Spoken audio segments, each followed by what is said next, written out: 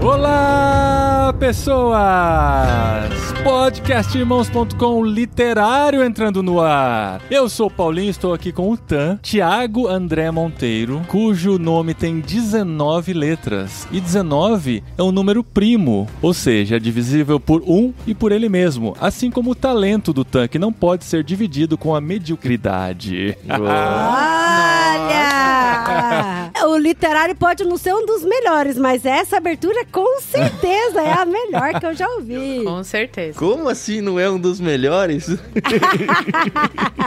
Olá, galera, eu sou o Tan e eu estou aqui com a Carol Simão. E Carol, precisou desse livro para você descobrir que, para entender um pouco melhor Deus, a gente precisa da matemática, hein? Não é?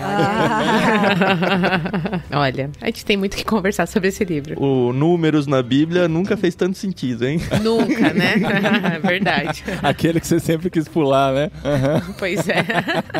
Eu sou a Carol Simão e eu tô aqui com a Dri De Gaspari. Dri, sabe aquele vídeo do chocolatezinho que você vai partindo e depois você volta e sobra um tabletezinho? Ai, sou sei. Sou eu. Você é o chocolate? Você é o ponto O tablete de que sobra. O tabletinho que sobra.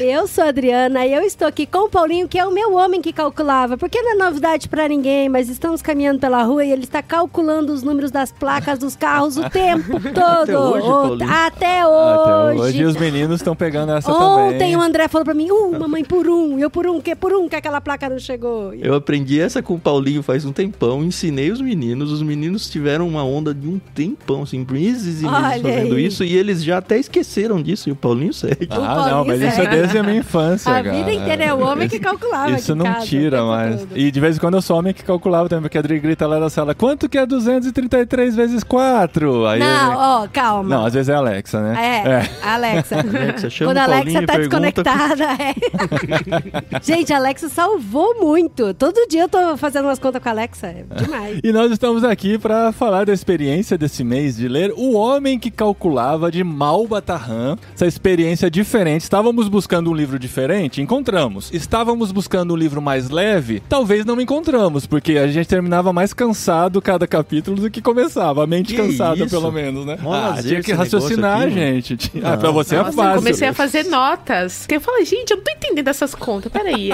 é sério, eu tenho Regrinha aqui de minhas 3, né? anotações. Regrinha de 3 e tal. Nossa. O Tan, matemático formado, pra ele, isso é livro de alfabetização, né? Mas pra gente... eu li isso aqui no ensino fundamental, eu acho.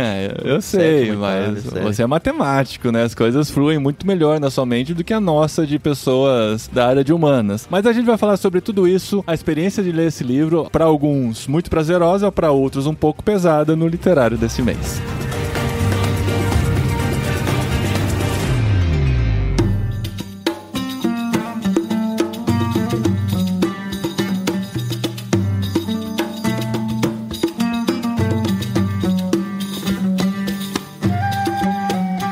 A Adri prometeu ficar mais calada, ela não quer nem chegar perto do microfone. Adri. É longe.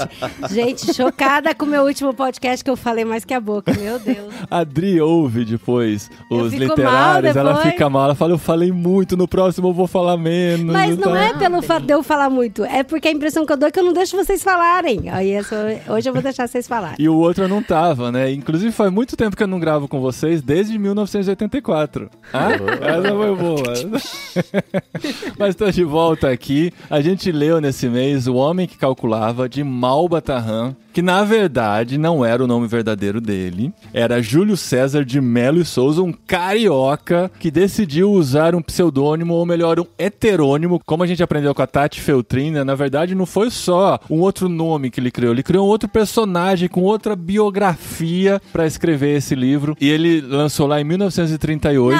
Não. Se você quer falar direitinho, você falou o nome dele inteiro, mas você falou que o heterônimo dele é Malba Tahan, mas o heterônimo dele eu anotei aqui, foi o poucas coisas que eu anotei no livro, hein? Ali, Yezid, Zi, Edin, Ibn, Salim, Rank, Malba, Tahan. Ah, Malba Tahan eram os últimos dois sobrenomes dele. Ele nasceu em 1895, mas o seu personagem nasceu 10 anos antes. Então ele criou uma história toda em cima desse cara, como alguém lá das terras arábicas, né, do Oriente Médio, que contava suas histórias e que era traduzido por um tradutor chamado Breno de Alencar Bianco, que teve acesso a esses livros do Malba Tahan e traduziu para o português. Mas esse Breno de Alencar Bianco também era um outro heterônimo do nosso Júlio César.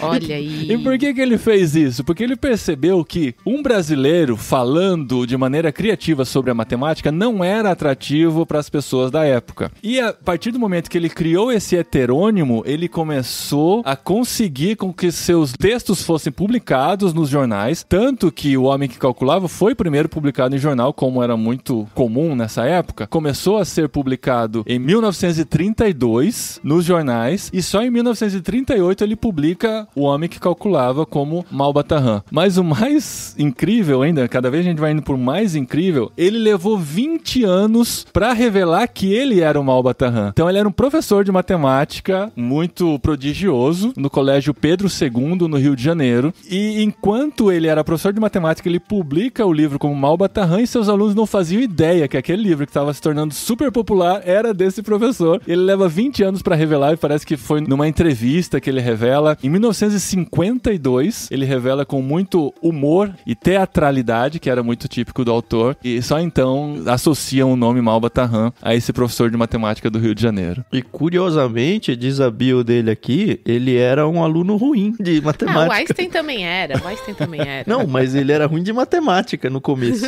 Depois que ele vai se tornar professor, estudar isso e tal. Cara, a matemática tem muito esse momento de quando destrava. Tem gente que nunca destrava na vida, que eu acho que é o que a Carol vai dizer agora. É isso, Carol? Na verdade, eu ia falar que o personagem dele cresceu tanto que até identidade ele recebeu lá em 1953. Acho que cresceu mais do que o próprio criador, sabe? Uhum. O cara era um cidadão. Ele conseguiu colocar no nome dele Malba Tahan também, então virou assim de um heterônimo, um pseudônimo e até uma outra identidade, né? Um alter ego dele, o Malba Tahan. E outra curiosidade, o Júlio César nunca esteve no Oriente Médio. Outra curiosidade, ele nem muçulmano é. É, nem muçulmano, nem árabe, nada. Ele era muito estudioso, muito curioso pelos acontecimentos do Oriente Médio, mas ele era cristão, né? Ele era um católico que a gente vai perceber no meio desse livro que ele tenta de alguma maneira pregar também, né? Trazer o cristianismo pra dentro da realidade muçulmana e tal. E eu vi que esse livro já foi traduzido pro árabe, eu não sei como que os árabes veem essa parte da conexão com o cristianismo que é feita aí e tal. Seria interessante a gente pesquisar um pouco sobre isso também, mas esse livro foi traduzido para tantos idiomas, inclusive desde sua publicação nunca deixou de ser publicado. Desde 1938, e a edição que o Tan leu foi a comemorativa 100ª edição, é isso, Tan? É, 100ª edição. Cara, é muita coisa. Em menos de 100 anos, 100 edições, cara. Isso é muito incrível. Não, isso esse livro é muito usado em escolas para tentar fazer a matemática ser agradável para as crianças. Eu falei, eu li isso no Fundamental 2, é o termo acho que de hoje em dia, né? Na nossa época, o ginásio. E eu lembro, assim, eu tenho um grupo no WhatsApp com a galera do ginásio até hoje. E eu falei, tamo lendo isso aí e tal. Alguns falaram, eu li, puxa, e lembraram até o nome do personagem. De fato, é uma mão na roda, assim, para ajudar adolescentes a criarem, assim, o gosto até pela matemática. É. E mais uma última curiosidade aí, Paulinho. Em 2013, o governo brasileiro instituiu o Dia Nacional da Matemática e escolheu o dia do nascimento do Júlio César aí como homenagem aos préstimos que ele prestou aí à matemática. Que legal. E só para corrigir uma informação, não é que o nome dele foi acrescentado o Malba Tahan. Ele recebeu, se não me engano, do próprio Getúlio Vargas, na época, presidente, a autorização do RG dele ter 2 nomes. Constar tanto o Júlio César quanto o Malba Tahan. Caramba, que legal. Eu mandei uma foto no nosso grupo do Telegram pra vocês verem. Tem uma cópia, uma foto que rola na internet. A identidade dele. Cadê o nome dele? Júlio César de Mello Souza. Entre parênteses. E entre parênteses, Malba Tahan. Que sensacional. Será que eu consigo uma dessa com Tan?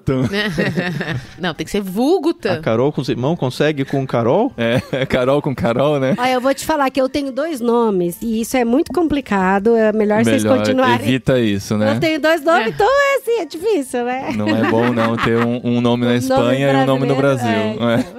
E meu primeiro contato com o livro, eu não lembro, na verdade. Eu tive na adolescência, assim, nunca fui designado pra eu ler no tempo de escola. Já tinha ouvido falar do livro, mas nunca tinha dado importância. Mas no Natal passado, a gente passou o Natal com o André de Cáceres. A gente chama de André de Cáceres, né? O André é nosso poeta de estimação, nosso artista de estimação. E a gente combinou de trocar alguns presentinhos, assim, né? Com as crianças juntas. A gente comprou umas coisinhas de tino, né? De R$1,99 e tal. Que é o que a gente... Não sei como fala isso no Brasil hoje em dia. De xing-ling. Nem tem nada de R$1,99, é um dadinho. Eu sei que não é mais R$1,99, mas essas coisinhas baratinhas, assim, pra se presentear entre nós. E ele me comprou o livro El Hombre que Calculava, de Malba Tahan. E ele falou assim, eu li isso na adolescência, foi muito legal. Ele falou, apesar de eu ser da área artística, eu gostei muito de ler um livro sobre matemática, que envolve enigmas da matemática, e me presenteou. E eu não fazia ideia de que o autor era brasileiro. Foi na última conversa nossa, quando a gente decidiu ler, eu falei,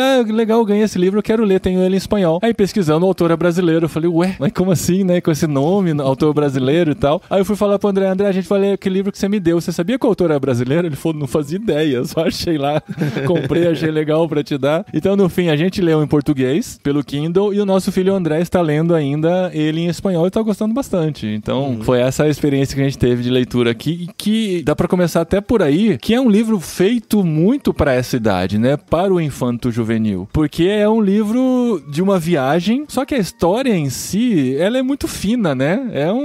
Dá pra resumir em uma página a história do livro. O que importa mesmo são os enigmas e os desafios que ele vai encontrando pelo caminho. Ele pode ser considerado infanto-juvenil, inclusive eu acho que a categoria dele é infanto-juvenil, mas eu acredito, por exemplo, o nosso filho André, ele não tem muito conhecimento da cultura árabe. Então essa parte ele vai perder, sabe? Por exemplo... Ou vai conhecer. A gente que assistiu a novela do Clone, a gente sabe, Maktub, essas coisas. Inshallah. Fazendo propaganda de novo dessa edição comemorativa, no final ela tem um glossário de todas essas palavras. Todas as palavras, então, ou tá na nota do rodapé, ou tá no glossário, ou tá nos dois.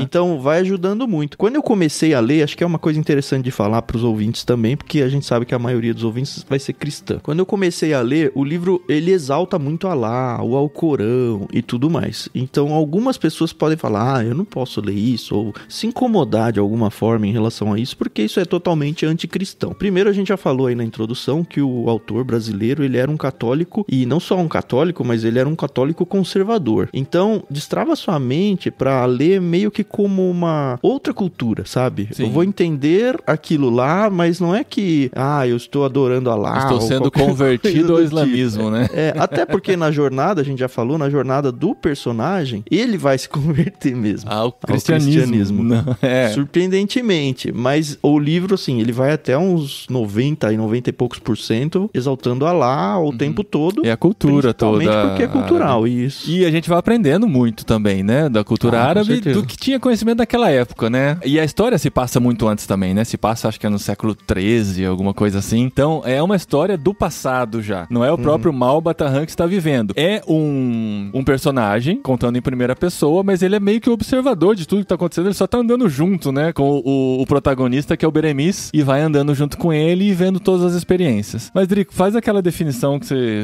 contou pra mim da sua experiência de ler esse livro. Como você se sentiu lendo ele? Então, é que assim, igual vocês falaram, né? Infanto-juvenil, ele tem bastante enigma. O Tan falou que pode ajudar na questão da matemática. Pra mim, esse livro, ele tem um papel, assim, de juntar a galera e resolver enigma, sabe? De tá assim, o livro tá lá no canto, na parede. Galera, é o seguinte, tipo, vamos fazer uma charada, vamos fazer um enigma. E aí a gente lê um pedaço da história e a gente entra na história do Beremis e tem a charada e a gente conjunto vai resolvendo a charada. Isso eu acho bem legal, bem interessante. Mas pra mim o livro, ele não só é isso, né, com relação a gente em conjunto, em grupo, resolver a charada, ou até mesmo você sozinho, num consultório médico, alguma coisa assim. Eu falei pro Paulinho, não é querer desmerecer o livro, nem despreciar o livro, mas pra mim esse livro é muito livro de consultório médico, sabe? Tá lá no cantinho, no consultório médico, você tá esperando o dentista ser atendido, está com medo de ser atendido. Parece um conjunto de enigmas, né? Uma seleção de enigmas pra você resolver. Aí você pega o livro, lê um pedacinho, tem um enigma, Adriana, próxima, aí você vai atendida, você outro dia... vai pensando no enigma, né? Enquanto Sim, você tá sendo atendido no dentista. Você tá fazendo um tratamento muito longo, dental, no outro dia você volta, cadê aquele livrinho que tem o enigma e tal? Pra mim, ele funciona desse jeito, sabe? Parece, eu até comentei com a Carol, que ele parece pra mim tinha aquelas revistas das seleções, Os sabe? Reader's Digest. A minha tia assinava as seleções, então eu sempre lia as seleções. E minha amiga na igreja também. Então eu gostava de pegar. Era aquele momento de... Sabe quando você tá esperando o almoço ficar pronto, adolescente? Pega ali a revistinha, lê e fica resolvendo os enigmas e tal, e logo guarda. Pra mim não foi um livro de ler, sentar e esse mês, no literário, vamos ler O Homem que Calculava. Pra mim foi um pouco cansativo nesse sentido, porque, cara, não é todo dia que eu quero resolver enigma, não é todo dia que eu quero pensar nisso. Né? E outra coisa, eu sou apaixonada por histórias que me tocam o coração. E a história dele é muito fraquinha, sabe? Muito Mas fraca, os enigmas né? não tocaram o seu coração? É muito... Cara, é chato. E assim, infelizmente, a maioria não, mas boa parte dos enigmas eu já conhecia. E eu falo, esse aqui eu já sabia. Porque a gente conhecia, porque o livro foi escrito antes da gente claro. nascer. Então ele Então a gente já esbarrou com muitos deles, né? Ele tem o seu A valor. do camelo, quando começou a do valor. camelo, eu falei, já vi essa daí. É, eu a já do sei. melão, a do camelo, a da menina a dos olhos. das cores dos olhos. São todos e tem coisa que já até caiu em vestibular, sabe? Sim, Prova, sim. o pessoal utiliza. Eu joguei O Homem que Calculava no YouTube, tinha lá a resolução do enigma dos camelos do Homem que Calculava. Aí a explicação, um professor explicando, que tem sabe? no apêndice dessa edição também. Tem no apêndice, a explicação formal dele. E aí, outra coisa, eu gosto de matemática, tanto que a gente compra aquelas revistinhas do Sudoku pra resolver. Então, eu gosto de puzzle, gosto de charada. A gente assiste série que tem charada. Então, isso pra mim, eu gosto bastante. Mas não é algo que eu queria estar todo dia, sabe?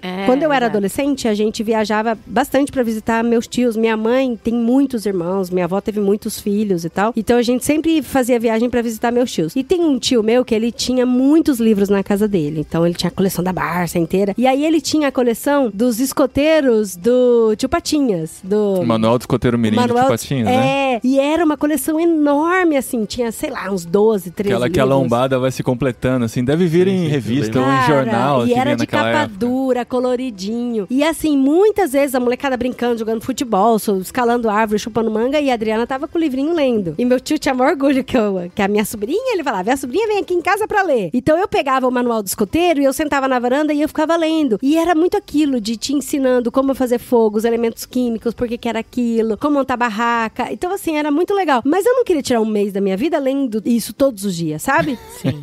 Por isso que eu falo, é livro Carol concorda. É livro de vez em quando, sabe? E a última coisa, aproveito, que é a última coisa que eu vou falar, que eu acho que reflete muito na minha experiência de leitura. Eu acabei de terminar um livro de quase 700 páginas, que contava a história de um menino que ele fugiu da Guerra Espanhola, foi parar na Rússia e lá se deparou com outro tipo de guerra. Então, assim, conta toda a parte de relacionamento deles, a falta que ele sentiu da mãe dele, de como ele cresceu. E é uma história muito envolvente, que assim, que toda vez que terminava o capítulo, você queria saber mais.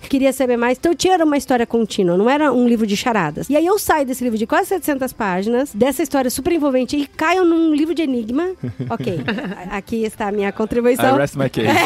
Então, assim, o livro é ruim? Não é ruim. Não Ele é é divertido, sabe? Mas não é pra todo dia, não é pra ler em um mês. Exato. É isso. Semana passada eu tava conversando com o Tan e eu falei, ainda não comecei a ler. Ele, nossa, mas você só tem tantos dias. Eu falei, não, tranquilo. E realmente, acho que esse foi o meu erro. Eu esperei demais. Foi, com certeza, porque não é pra ler correndo. Não, mas não foi correndo, assim, eu dividi ali em 5 dias e li um pouquinho cada dia. E, gente, assim, pra mim já não funcionou a história porque eu não sou curiosa. Então, tipo, se eu visse uma pessoa contando na rua, eu ia passar batida, eu não ia perguntar o que tá acontecendo. Você lê a última página do livro, Carol. Como você fala que você não é curiosa? Mas eu não li desse.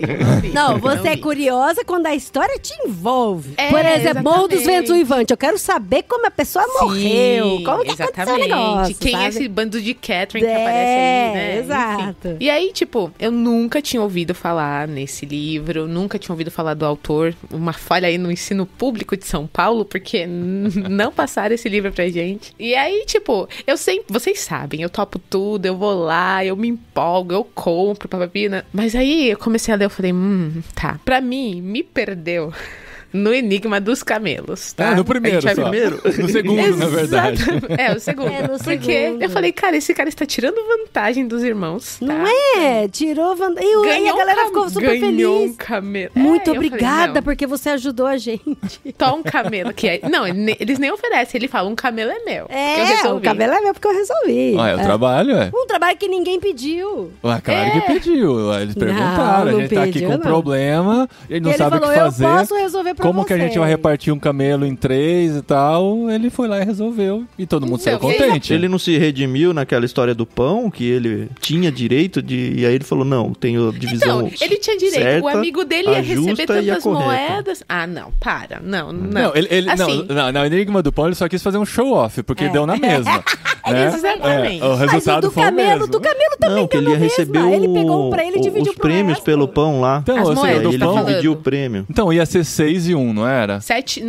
Ia ser 7 e 1. 7 não e é? 1. Mas assim, achei ele exibido. Se ele ia dividir por igual depois. Então, pra quê? já ia ser 4 pra cada um. Já Aí ia ele fala, ser, não, tá exato, errado, tem que ser exato. 7 e 1. Aí ele prova por quê, mas ele fala, não, mas ia pode ser dar 4 pra 3 cada pra um. um e 5 pro outro, porque um deu 5 pães e eu deu 3 pães. Mas Aí não ele falou, eram 3 pães não, a inteiros. divisão não é 5 pra mim e 3 pro outro, é 7 pra 7, mim né? e 1 pro outro. Isso. Aí, Então, pra quê? aí, beleza, a vantagem pra ele fala, não, esse é o justo, agora o correto é dividir 4 e 4. Ele ficou menos do que ele ia ficar Não, com 5 sim, antes. isso é verdade. Olha como ele é Ele bonzinho, ganhou um Carol. camelo. Ele ganhou um camelo, tá? Não, pra mim, não é que me perdeu a história, mas, assim, eu achei confuso. É que eu acho que vai contar também a história dele, né? Eu falava pro Paulinho, e agora, ele tá do palácio ou ele tá fora do palácio? Ele foi pra cidade ou ele não Então, foi pra mas cidade? acho que Aí isso o é Paulinho, irrelevante. O que você falou? Aí, ele falou de novo. Isso ele é falou, irrelevante. E a história, tanto faz. Porque assim, É ó... as charadas que estão aí. O sabe? fato é, o cara tinha, o Júlio César, ele tinha um compêndio de enigmas na sua mão. E ele falou, como que eu vou torná-los interessantes para o público geral? Vou contar uma história. Vou pra Arábia. E a gente vê ele Invadiu uma dando... cultura que não é minha. Não, mas ele Não, pesquisava tá, muito, parei, isso é de menos. Ele quis contar uma história a partir do que ele pesquisava, ele tinha conhecimento, montou uma história em cima disso. Você vê ele dando umas curvas, umas forçadinhas aqui, umas forçadinhas ali pra encaixar as histórias. Tanto que ele usa histórias do dia a dia, ele para momentos, ele arruma uma desculpa pra ensinar matemática pra princesa, e aí ele fala de todo o amor da matemática, ele dá 2 aulas pra princesa, que na verdade é o autor dando essa aula pra gente, e ele, dentre esses enigmas Esse capítulo todos, foi legal. e tem momentos em que ele conta histórias de terceiros, que vem um enigma, tem momentos que vem umas pessoas de fora e colocam um enigma pra ele resolver. Então você vê que ele pega todo esse compêndio de enigmas e dissolve numa história pra torná-los interessantes. Então esse é o grande mérito dele. Pode ser que a história não seja a mais empolgante possível. Sim. A gente como não se vocês importa muito com o saíram Berenice, do né? Morro dos Ventos Uivantes, você leu esse livro da literatura espanhola aqui e tal, que você se conecta com a história. Não é esse o propósito desse livro. Exato. O propósito desse livro é tornar a matemática interessante e fez com que muita gente, acredite que muitos matemáticos, economistas que existem hoje se sentiram despertados a partir desse livro. Então acho que é aí que tá o mérito dele. Não, sim, com Que, certeza. com certeza não conectou vocês a isso, porque vocês tinham outras expectativas. Mas nada disso tira o mérito do autor de ter chegado e feito uma obra tão interessante que dura até hoje, né? Tanto que eu ficava imaginando, se eu fosse professora de matemática, olha só que legal, tem 45 minutos pra dar aula. Por que eu não pego meus últimos 5 minutinhos e eu fazia o Enigma do Amal Batarran? Lia a historinha, dava o charada e falava, na próxima aula a gente resolve junto. Isso ia ser super legal. Hoje Ia em ser dia super todo mundo legal. podia pesquisar sabe? na internet. Tinha que ser na aula sem internet. Ou na aula sem internet. Isso ia ser muito legal. Então tem seu valor, né? Tem até uma citação aqui num dos textos de apoio que diz o seguinte: é preciso que o professor se esforce no sentido de dar um caráter concreto aos problemas que apresenta aos estudantes. E eu acho que falta muito isso no professor de matemática médio. Ele não é ele ir pra lousa apresentar os teoremas, apresentar as contas, e não dá pra criança, pro adolescente, a oportunidade dele entender, tá, isso aqui encaixa no que na minha vida comum. Exato, na prática, né? Não é só um número, né, Tan? O número representa Pois é. algo, né? Tanto que eu fazia muito isso com os meninos. Quando eles eram pequenininhos, muito pequenininho, eu lembro, o Daniel tinha 3, 4 anos, e ele tava tentando entender o que era a soma, que é somar em matemática. Eu não coloquei num papel e não fiz a continha. Eu falei pra ele, filho, olha pro céu, tem 3 elefantes voando, ó. 3 elefantes. Só que eles comeram muito, eles estão muito gordos. Ai, um caiu no chão. Quantos elefantes continuou voando? Ah, mamãe, tem 2 elefantes voando. E ele tinha 3 aninhos. Então, assim, é você trazer o número pra realidade, O sabe? lúdico também, né? Não foi, no caso, o exemplo não foi exatamente a realidade, né? Não, mas assim, mas de levar o Visualizar, número né? pra elefante, sim. pra coisa... Por exemplo, elefante existe, né? Então, é mais E nesse o Dumbo sentido. voa, né? Sim. É. É. Agora, e aí, pra mim, assim, o que eu falei pro Paulinho, em muitos momentos eu tava lendo, todos eu tava tentando, assim, no começo do livro, de fazer as contas junto, de resolver os enigmas junto. Depois teve uma hora, eu falei, cara, quando começou com o problema dos 4, eu achei super legal aquele capítulo. Mas aí envolve fração, um monte de coisa fatorial. Aí eu falei, não vou ficar fazendo conta aqui. O Daniel, 7, 8 anos, esse problema dos 4, a gente nem tava lendo o livro, legal, já esse é do... apresentei esse problema. Ele ficou do mesmo jeito que o Paulinho vê os números das placas dos carros, ele ficou uns 3 meses construindo números de 1 a 100. E assim, a gente tava no restaurante conversando e ele, pai, 27! Aí, Dani, Que agora bonitinho. não, já deu. Mas assim, você percebe que foi num nível Sim. assim, sabe? Aham. E ele aprendeu fatorial por causa disso, sim. sabe? Ele aprendeu terminal, nem eu sabia o que era, pra conseguir juntar de alguma forma e construir os números com 4 ter um resultado. E outra experiência que eu tive com ele agora, e acho que vale muito o livro pra isso, ele começou a ler o livro comigo porque ele queria. Na verdade, ele queria até participar dessa gravação. Só que tem muitos termos árabes, sabe? Tem, assim, uma linguagem que é mais complicada pra ele entender. E ele tava se perdendo não nos problemas, ele tava se perdendo no enredo do livro. Na história. E aí eu né? falei, filho, então não é pra 8 anos, tem muita coisa que ele não entendia as próprias palavras, assim. Aí eu falei, filho, fica tranquilo, não precisa ler, acho que você precisa ficar um pouquinho mais velho pra ler esse livro. Agora, a parte dos problemas, a gente fez uma viagem em família, eu tava lendo o livro, terminava o problema, eu chamava ele, e aí eu contava a história do problema pra ele. Isso era é um legal. negócio Isso é legal. Isso é sensacional. um Aí ele ia consultório contar pra médico, avó, ia entendeu? contar pro tio, e aí ele ficava, mas como? E aí ele achava a resposta, e ele achava a resposta com 8 anos, e ele ficava, puxa, que muito legal, sabe? É Sim, pra mas isso que o livro existe. Isso é legal. Por exemplo, o enigma da menina dos olhos azuis e dos olhos pretos, eu quero fazer com os meninos, sabe? Eu terminei de ler, eu já conhecia, inclusive eu dei a resposta antes de aparecer no livro, e eu falei, cara, isso é legal de fazer com os meninos, sabe? Fazer eles pararem, pensar um pouco. Às vezes a gente recebe as coisas tão instantâneas, Tão respostas tão instantâneas. mastigada, né? Mas o pensamento matemático é isso, é parar e ficar, cara, como que eu vou resolver? Não é fazer conta matemática, Sim, como é que eu vou resolver um problema? Eu tenho brigado com eles aqui de respostas muito rápidas e Eu cômodas. eu não sei. A gente tá Ou proibindo não cômodas. sei aqui em casa. Porque quinta-feira passada vieram uns jovens jogar aqui em casa, né? A gente jogou jogos de mesa. Aí a gente tava conversando ontem, e quantos vieram aqui na semana passada mesmo? Não sei. Falei, mas você nem parou pra pensar, tenta imaginar como é que tava a mesa, onde tava sentado cada um, sabe? Tipo, tal, não na hora de sei, comer, é uma na resposta hora de muito sentar. cômoda, muito fácil, né? E as novas gerações têm perdido, as nossas também, né? Têm perdido o dom do raciocínio, né? De curiosidade parar do um mundo, pouquinho e pensar. Vou pensar um pouquinho, eu chego na resposta. Sim, é tudo muito instantâneo. Porque hoje você tem as assistentes virtuais que vão te responder, vai ter o chat GPT que vai te dar a resposta aqui, o celular rapidinho você pesquisa no Google, agora já tem o Gemini lá que dá a resposta no próprio Google pra você. Você não para pra pensar mais, né? Isso vai causar muito mal pra sociedade ao longo prazo aí, viu? Sim, isso tem o seu valor mesmo.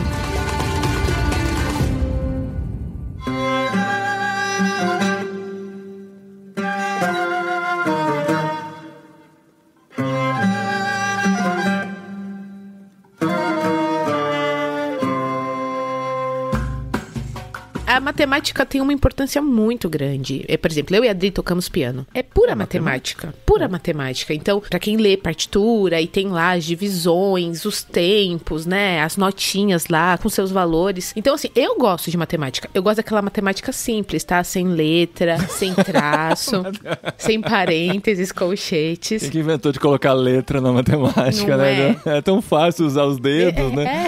Exato. Mas eu lembro que eu não me dava mal nas aulas. Eu sempre tive bons professores de matemática. Eles não me incentivavam a leitura, né? Como vocês podem perceber. Mas eles eram bons. Na grande maioria eu tive mulheres, né? Professoras de matemática. E eu lembro particularmente de duas. Uma do finalzinho ali do ensino fundamental, né? Antes de ir pro ginásio. E a professora do ginásio. E assim, gente, eu amava ir pras aulas delas. Porque você via, assim, que elas tinham, assim, um interesse genuíno. Tá bom, no meu tempo não tinha o celular, não tinha internet, esse tipo de coisa. Então, realmente, você tinha que sentar e aprender, né? Mas eu vejo hoje o Benjamin com quase 7 anos e como ele gosta de matemática. E ele tem uma facilidade muito grande com números. Não como o Daniel, tá bom? O Daniel, o filho do Tan, é assim, fora da curva. Ele realmente é muito inteligente. E assim, a gente tenta incentivar aqui em casa sem cobrança, sabe? Eu sou de humanas, o Fernando também é. Nós não temos a matemática naturalmente na nossa casa. Mas esse é um livro, por exemplo, que é fazendo como o Tan fez com o Daniel, contando a história e dando o enigma, eu sei que o Benjamin se interessaria. Talvez não nas férias, né? Porque ele só quer saber de brincar. Mas é brincar pra eles, é isso que é interessante. Sim, é verdade, né? Pensando desse lado. Então, assim, não estou desmerecendo, como a Adri falou, o livro. O livro é maravilhoso. É bom, sim. Mas não assim, pra ler num mês, né? Como literar, assim... Gente, a nossa ideia foi o descanso de um livro pesado pra outro desafio que a gente tem pela frente, a gente vai anunciar daqui a pouco, que vai ser mais pesado ainda. Que já estou ansiosa por esse. Esse eu já tô. Estamos ansiosíssimos. Quando decidimos o próximo, a gente falou, nossa, tem que terminar logo esse aqui pra engatar no próximo. Que vai correr, né? Só pra finalizar, eu tenho uma amiga que ela fala que eu tendo a ser dramática. Então, assim, tem alguns livros que eu leio e eu falo, não gostei. Ah, foi muito fácil isso. Ah, isso aqui ficou faltando uma coisinha, sabe? Um desafio ali. Aí ela fala, é que você é muito dramática. Você gosta de resolver o mistério do assassinato, não sei o quê. E eu gosto disso realmente, entendeu? E a historinha desse livro é muito fraquinha. Por isso que eu acho que nem vale a pena a gente contar. contar. Tanto que no final, assim, ele casou, eu fiquei... Ai! Antes da gente entrar na história, eu queria só, assim, abrir mais uma porta para as pessoas pensarem. Eu sou formado em matemática aplicada, né? Então, assim, conceitos matemáticos e coisas que se estuda da matemática, eu conheço muitas mesmo. Pela minha formação mesmo. E uma das coisas que eu achei mais legal nesse livro é que não é só uma coleção de problemas. Como é um professor dando aula aqui, é isso que ele é, né? Um professor ensinando matemática. Ele não usa os termos acadêmicos, ele nem explica que isso é uma área da matemática, mas a seleção de problemas que ele faz, olhando para alguém que já sabe o que existe no universo matemático, é muito interessante porque ele abarca muita coisa diferente da matemática. A gente vai ter problemas, por exemplo, que vão trabalhar com séries e sequências, que é uma das áreas da matemática. A gente vai ter um problema que vai falar, muitos deles, né, vai falar sobre frações. Alguns deles vão falar sobre interpolação, que é uma outra coisa que se faz em matemática. Ele ensina os conceitos sem apresentar os termos, sabe? Ele vai falar sobre números irracionais, ele vai falar sobre permutação, ele vai falar, em algum sentido, sobre estatística. Que são coisas que a gente vê no nosso dia a dia, né? Sobre proporções e tudo mais. Soma de séries vai aparecer, a própria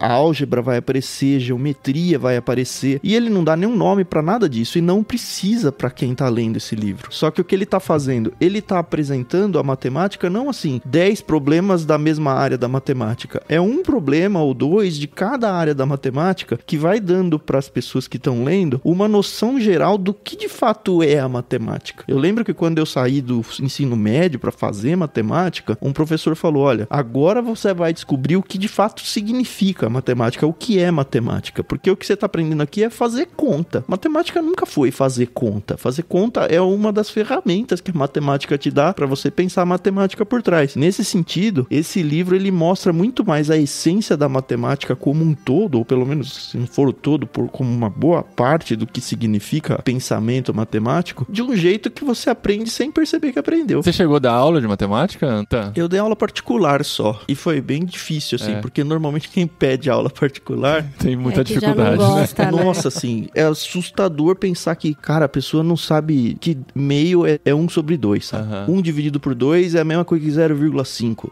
É nesse nível de aluno que chega. E adulto, às vezes. É uma falha, assim, no ensino brasileiro que eu vou falar pra você. É que eu acho muito que falta...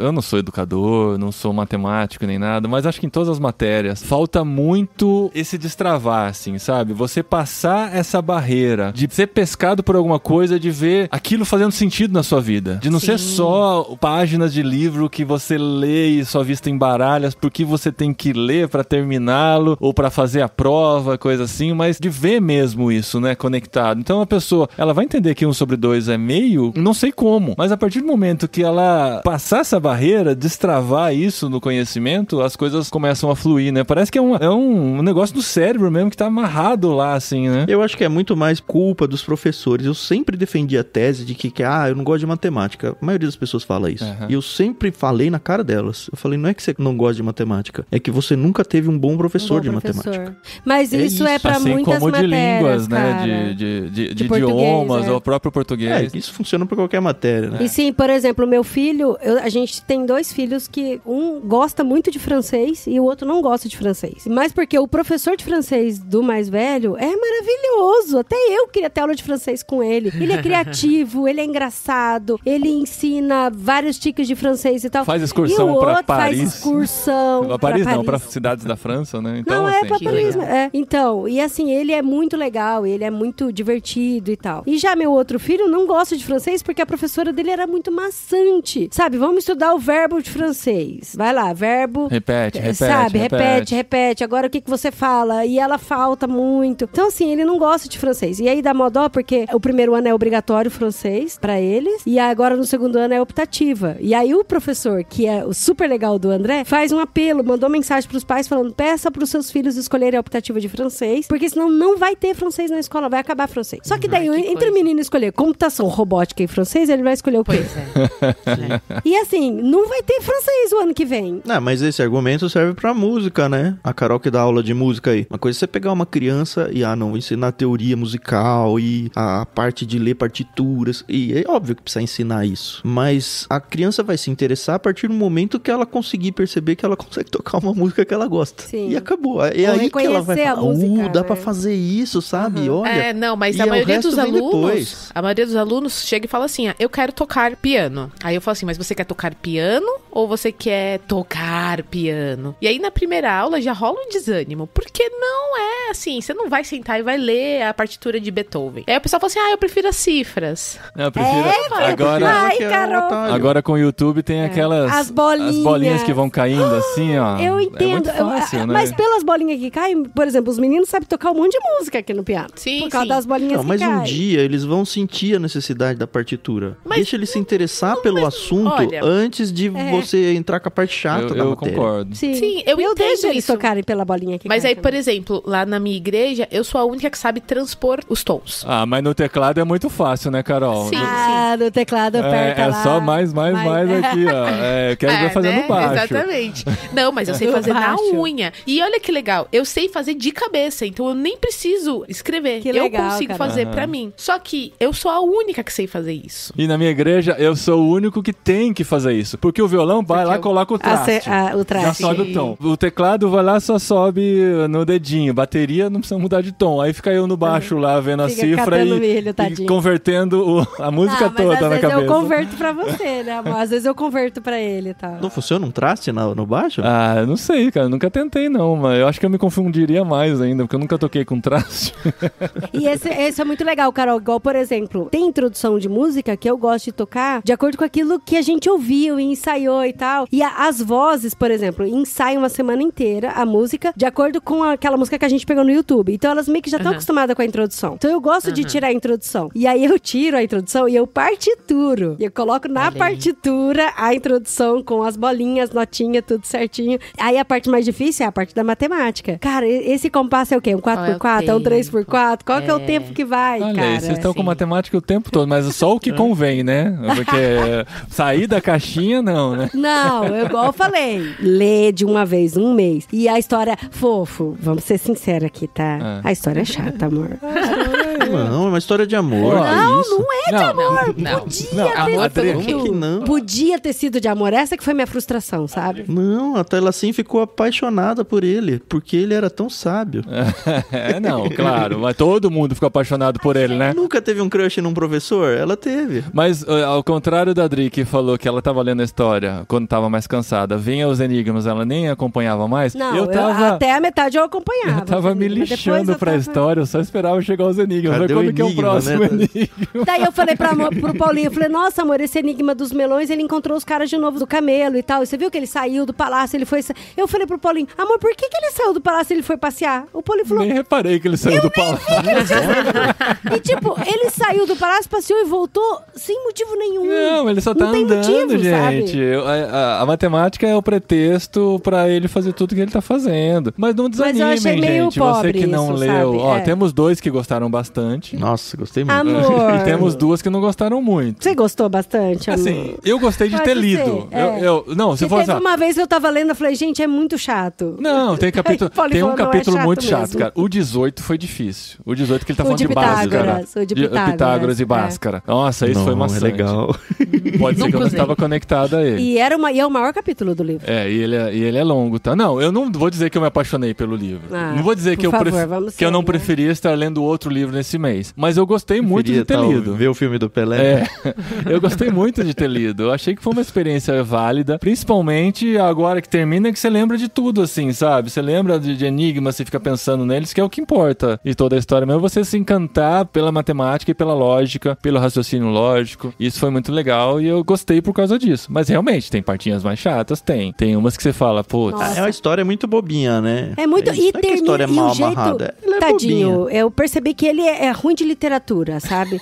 Porque ele começa a história e ele fica, tá, eu quero colocar esse enigma nessa história. Então ele faz o personagem principal dele sair andando a rumo. Foi conhecer e quando o palácio. quando termina o enigma, ela só termina. E às vezes ele termina assim, não, é verdade. E contando esse enigma, ele lembrou da lenda de fulano de tal. Mas essa eu vou contar uma narrativa que começa assim. Aí, capítulo 25. Aí começa a narrativa. Sabe? Então, assim, ele é ruim de começo e fim. E assim, e o enigma, muitas vezes, ou eu já conhecia o enigma, ou eu tava muito cansada pra resolver aquela hora. Mas igual eu falei, imagina o professor de matemática resolvendo tudo isso na sala de aula. Ou igual o Tan fez com o filho dele. Igual a gente quer fazer, pegar alguns enigmas e fazer com as crianças. Ou você tá no consultório dentário esperando ser chamado. Em vez de você ficar dando scroll no Facebook, você lê os enigmas, aí é legal, sabe? Sim, Tem seu sim. valor.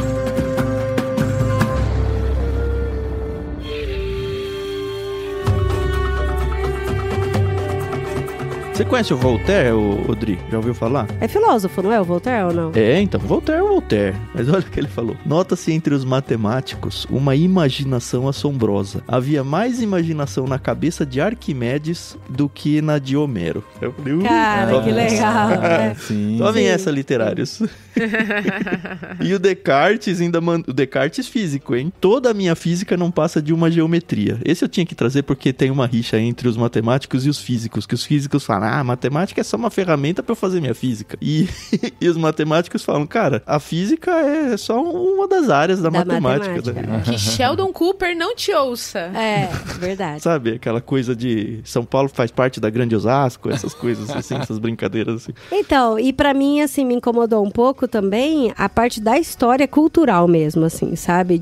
Esse aí eu não consigo dizer, porque a gente tá muito distante. E até o final. E o último capítulo também, sabe? Assim, eu falei, cara, não precisava ter feito daquele jeito, Ele tinha sabe? claramente o objetivo do proselitismo, né? Sim, de sim, mostrar que, assim, o Islã pode ser muito encantador, mas o cristianismo é a verdade. E sem o cristianismo pronto. não existe felicidade. Mas isso só no finalzinho, né? Então, Não, mas durante ele ia soltar Não, nos durante ele versículos, né? soltava.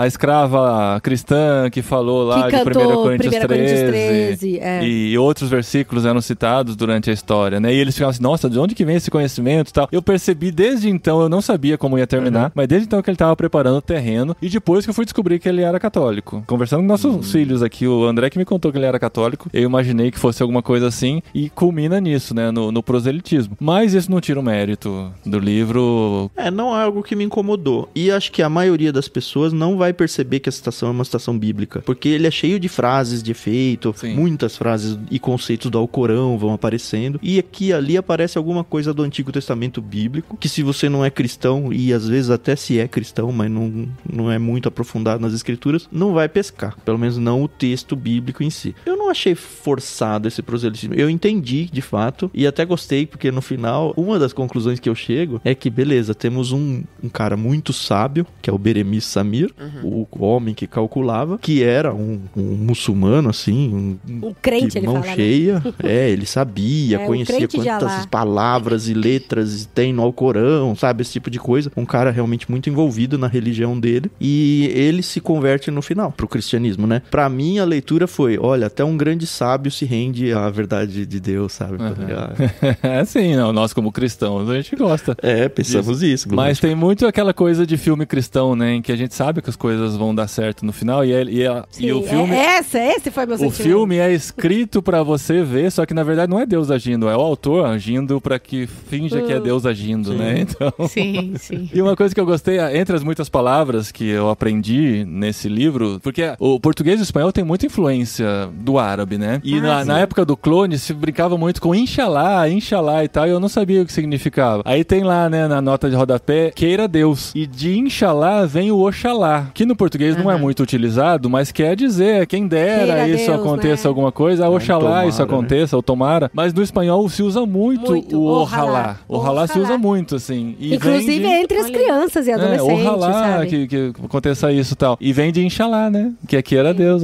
Foi um aprendizado nesse livro aí. Eu não pesquei, e tem muitas palavrinhas, né, amor? Eu vi que você anotou também, eu também tive curiosidade. E tem muito contato com a Espanha, né? Tem um capítulo que fala sobre o cara que morava em Córdoba e tal, o cordobês. Então tem muita coisa da Espanha, né, no livro. Vocês viram que o Monteiro Lobato, né, gostava muito desse livro. Não. Ele até teve um... Não sabia, não. O canceladíssimo Monteiro Lobato. O canceladíssimo. Mas que está no nosso, né, imaginário, né? No nosso folclore. Ele falou mais ou menos que essa obra ia ficar assim por tempos e que realmente ela só ia melhorar conforme os anos iam passando. Olha isso. E aí profetizou bem, porque tá aí até hoje. Tá em 100ª edição. E nunca falta nas livrarias, né? Dizem que você procura, sempre tá lá. A minha edição é comemorativa à 100ª edição, né? Aí eu leio o livro, eu leio tudo, né? Até ficha catalográfica e tal. E aí tava aqui, no começo da ficha catalográfica, 101ª edição. Eu falei, que sacanagem. Que zoado, né? O que aconteceu, né? Então lançaram a 100ª e fizeram uma comemorativa. Esgotou que foi a 101ª a edição primeira. comemorativa, eles lançaram mais uma. Cheguei atrasado. Muito bom, gente. Eu acho que é isso, né? Então aí as nossas impressões. Se você já leu, comente aí nas áreas de vamos comentários. deixar um enigmazinho assim aqui pra galera. Qual você quer deixar? O da menina dos olhos pretos e dos olhos azuis. Ou dos discos nas costas? Dos discos nas costas é mais simples até de... Eu achei esse da menina mais fácil. Mais fácil? Eu conheci essa com chapéus. É igual a do Chaves, né? Eu só conheço essa com laranja. Com laranja. Você quer ler aí, Ita? É o penúltimo capítulo. Qual que é? Da menina dos olhos. Acho que as escravas. E ele chega assim, olha, se você acertar quais são as minhas escravas que têm os olhos azuis e as que têm os olhos pretos, você vai casar com a Telacim. Ele já não tinha resolvido o enigma suficiente, né? Tipo, como que ele não vai resolver esse último, né? O cara queria mesmo que ele casasse. Mas esse eu achei interessante porque não é matemática. É lógica, mas muitos são lógicos. Claro que é, como que não? Tudo é matemática. Então, é porque mas você não aplicada. sabe o que é matemática. Você, eu digo, as pessoas não têm ideia do que é matemática. A Carol falou, eu não quero matemática de letras, eu quero matemática de números. Cara, isso é álgebra. É só 10% é uma da matemática. parte da matemática, né? Tudo é matemática, né, Tan? Tudo é matemática. O mundo é matemática. O crescimento das plantas é matemática. As artes todas visuais são matemáticas. Um ódio à matemática. Bom, então vamos conhecer um dos problemas aqui, e tem vários, só pra você sentir como é até o jeito do autor escrever a coisa, né? Eu fui boazinha que eu escolhi um legal, hein? Olha. Não, todos para, Adri, todos são legais. Você só escolheu o último.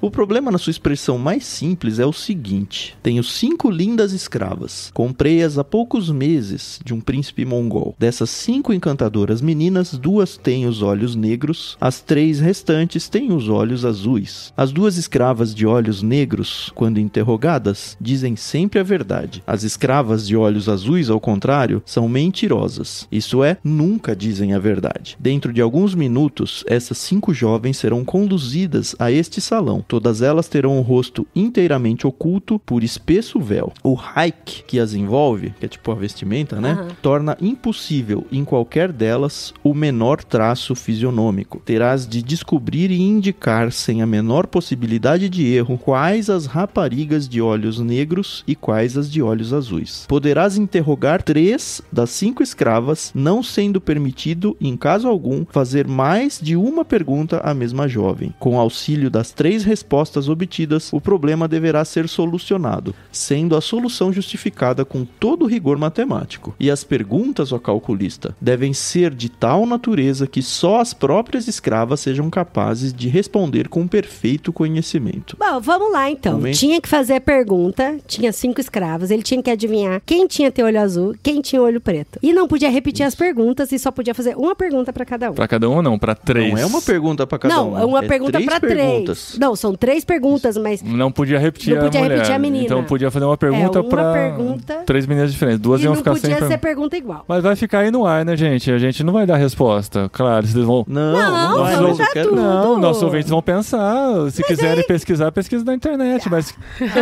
eu preferia ficar pensando nela. Depois, pra saber se eu tô Quais certo são ou não, as pesquisar na perguntas? internet. Não precisa dar resposta aqui, não. Todo mundo tem internet, né? Você tá ouvindo aí, você tem internet, eu né? acho que vale a pena a gente pelo menos ler as perguntas dele, não? Bom, enfim. Não, sem as perguntas. Eu posso só dar um gostinho a mais pra esse problema, que é o início da primeira pergunta, que acho que é... Nossa. Lê ela, então. Eu achava melhor a gente ler as 3 perguntas, mas tudo bem. Não. Deixa aí aberto, porque senão a curiosidade não... Vai que alguém gosta de comprar o livro só por causa disso aí. O calculista aproximou-se da primeira escrava que se achava no extremo da fila à direita e perguntou-lhe com voz firme e pausada: de que cor são os teus olhos? Só tem uma resposta possível, né? Pelo nosso raciocínio, só tem uma resposta possível. Então, por Alá, a interpelada respondeu em dialeto chinês, totalmente desconhecido pelos muçulmanos presentes. Beremis protestou, não compreendera uma única palavra da resposta dada. Ordenou o califa que as respostas fossem dadas em árabe puro e em linguagem simples e precisa. Aquele inesperado fracasso veio agravar a situação do calculista. Restavam-lhe apenas 2 perguntas, pois a primeira já era considerada inteiramente perdida para ele. Então, ele gastou a pergunta. Não, mas isso é legal, porque ele não gastou a pergunta. Porque as outras escravas entenderam. Sim, as outras entenderam. Então. E ele já sabe qual é a resposta que foi dada por aquela mulher. Sim, é mas isso. aí fica aí na mente dos ouvintes pra chegarem a uma conclusão. E olha que rendeu bastante, hein? A gente achava que não ia ter tanto caldo. Vai ter 40 minutos de programa. Aí, ó. Um pouquinho maior. Aí, Carol. Pô, temos um apaixonado pela matemática aplicada aqui, gente. Não podia ser menos do que isso. Nosso ode à matemática. Mas não melhorou, não, tá? Eu continuo com a minha opinião sobre o livro. O Tan fez um ode à matemática, a Adri fez um ódio à matemática. Ai, fofo. Porque ela não teve um bom professor. Viu, deixa eu te falar. Todos os vestibulares que eu passei foi graças à matemática, porque eu gabaritei matemática no vestibular. Gabaritei matemática com questão aberta e gabaritei física também, marido. Então não vem querer. Então é seu ódio ao livro, não à matemática. Tem ódio ao livro. Eu acabei de falar que vale a pena ter em casa.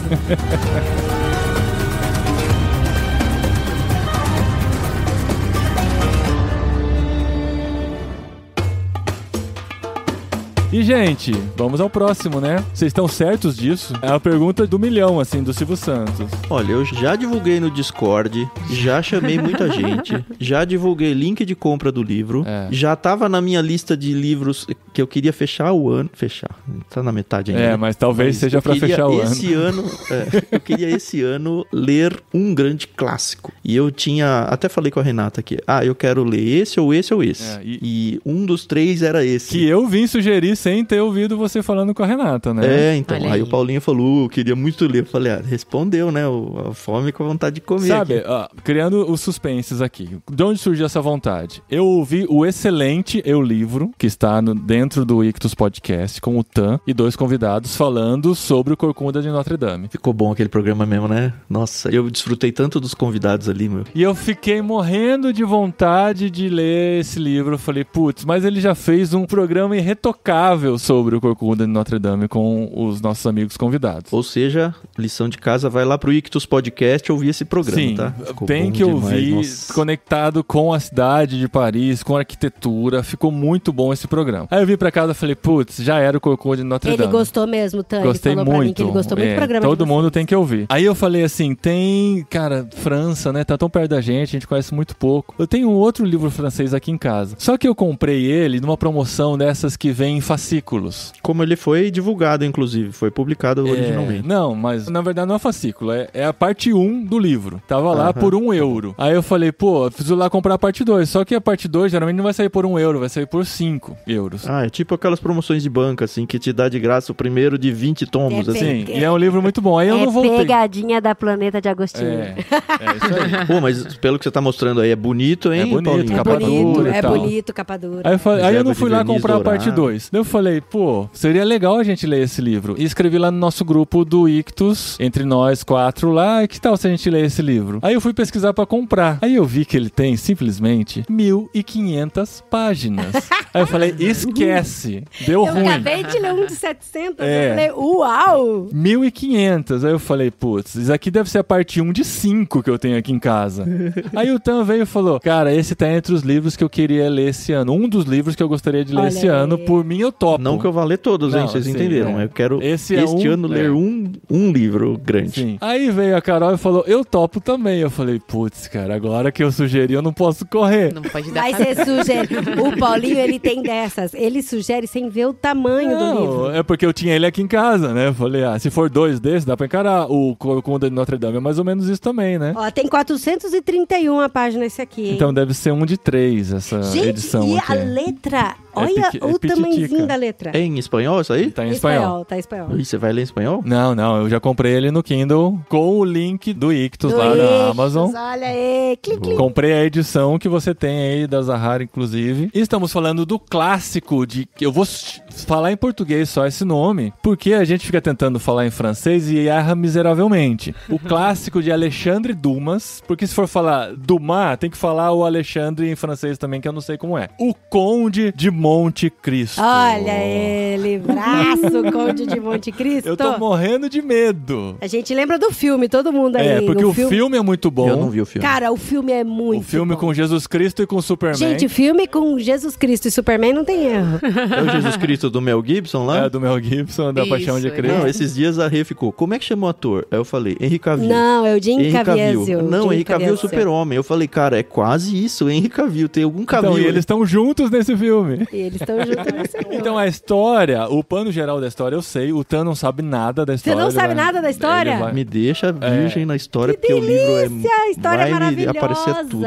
Nada, eu não vou nem ler seus Carol, comentários lá no tem Telegram. todos os elementos que a gente gosta nessa história. Não, eu amo. Pelo menos o filme. O filme é eu maravilhoso. amo. Eu acho que É. em 1.500 páginas a gente vai ter caldo suficiente pra entrar numa história com profundidade. Ao contrário do Homem que Calculava, que a Adri achou a história muito rasa. Baia. Agora é pra entrar. E o meu medo é me perder já no começo. Então, nos primeiros capítulos, eu quero estudar sobre os personagens, ver os detalhes de cada um deles, pra entrar na minha mente e não me perder daí pra frente. Mas a gente vai ter 6 semanas pra ler. Porque se você não percebeu, o literário está acontecendo a cada 6 semanas. Nós prolongamos um pouquinho o intervalo entre os programas pra poder ler livros maiores também. E a gente aceitou esse desafio de ler essas 1.500 páginas em 6 semanas. Se você estiver animado, venha com a gente. Se você está no Discord do Ictus ou no Telegram do Olá Pessoas de Irmãos.com ou o Telegram fechado, mais fechado para os apoiadores de Irmãos.com, que é a cabine, você já ouviu falar lá que nós já começamos a ler esse livro. Então, se você está ouvindo agora só nesse episódio, venha com a gente. Nem que você ouça o nosso literário um pouquinho mais pra frente, venha com a gente que tenho certeza que vai ser uma jornada cheia de muita emoção. Agora o Paulinho falou uma coisa muito importante. Principalmente você que ficou assustado aí com a ideia dos 6 Tô semanas. assustada vendo o seu livro na sua mão. Ele é inteiro? Não, esse é o tomo 1. Eu já tô assustada com o livro na Dri, sua 1.500 mão. páginas, Dri, não cabe em um livro só. Se você só tivesse no Discord ou tivesse lá no Telegram com a gente, essas 6 semanas poderiam ter virado 2 meses e pouco. Só porque você teria a informação de que a gente vai ler isso antes. Então, larga a mão de ser chongo e Entra lá no Discord. no Discord. Ó, Discord é bit.ly/leitura coletiva. Quando isso for pro ar, a gente já começou a leitura disso daqui, já tá na sua frente há muito tempo. É, eu vou começar a ler hoje mesmo. Vamos Então, começar assim, hoje. esteja pertinho da gente. E eu só queria trazer uma coisa que eu fiquei preocupado com o autor. Que eu falei, será que vai ser aquelas leituras rebuscadas, sabe? aquela escrita mais complicada. O prefácio, que é escrito pelo próprio Alexandre Dumas, tem uma coisa que ele já me ganhou aqui no primeiro parágrafo, eu queria trazer pra vocês, olha só. Na Itália, a opinião geral é que foi o Florentino Dante que escreveu o Conde de Monte Cristo. Por que não acham que fui eu que escrevi a Divina Comédia? Nesse aspecto, tenho exatamente os mesmos direitos. Muito bom. Aí eu falei, legal, esse cara é da zoeira igual eu. Beleza, vamos parar logo pra poder já engatar no Conde de Monte Cristo? Opa, já tô no segundo dia de leitura, né, nesse momento de gravação. Muito bom. Fechou então, André? Fechou. Fechou. Se tem uma arma apontada na minha cabeça, né? Melhor eu dizer fechou. A Dri vai ler o resumo pra vestibular. É porque eu gosto de ler 2 livros ao mesmo tempo, né? Mas nesse Você vai caso... ler o tomo 1 e o tomo 2 ao mesmo tempo. Pronto.